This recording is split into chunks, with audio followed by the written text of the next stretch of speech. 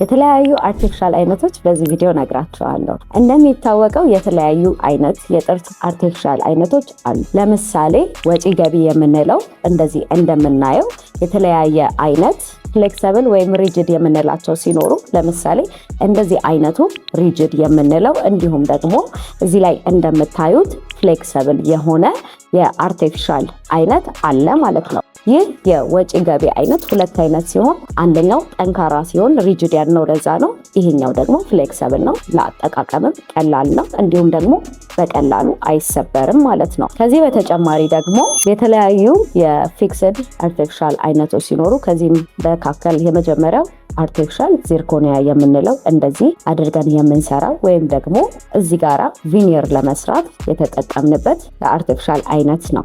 ከዚህም በተጨማሪ ደግሞ በሴራሚክ እንደዚህ ሚስድ የሆነውን ጥርስ የምንተካበት የጥርስ የአርቲፊሻል አይነት አለ። ከዚህም በተጨማሪ ደግሞ ክሮሞ ኮባልት የምንለው የአርቲፊሻል አይነት እንደምታዩት እንጠቀማለን። ወይም ደግሞ አርቲፊሻል በአደጋ የተጎዳ ጥርስ ከታከመ በኋላ ጥንካሬውን ለመጠበቅ እንደዚህ ጃኬት ክራውን በሴራሚክ ወይም ደግሞ እዚህ ጋር እንደምታዩ በዚርኮኒያ መስራት እንችላለን ማለት ነው። እንዲሁም በተጨማሪ ሙሉ ለሙሉ ጥርሳቸው ተነቅሎ ያለቀ ሰዎች ይህንን አይነት ኮምፕሊት ዴንቸር የምንለው የጥርስ አርቲፊሻል አይነት በመጠቀም ጥርሳቸውን ፈገግታ መመለስ እንዲሁም ደግሞ ጥሩ የማኘኪያ እንዲሁም ደግሞ ጥሩ ማስቲኬሽን እንዲኖራቸው ማድረግ ይችላሉ ማለት ነው። ይህንን ሕክምና ማግኘት የምትፈልጉ ሰዎች በዶክተር ለምለም ልዩ የጥርስ ሕክምና ክሊኒክ በበቂ ባለሙያዎች እንዲሁም ደግሞ ከበቂ የማማከር አገልግሎት ጋር ማግኘት ይችላሉ።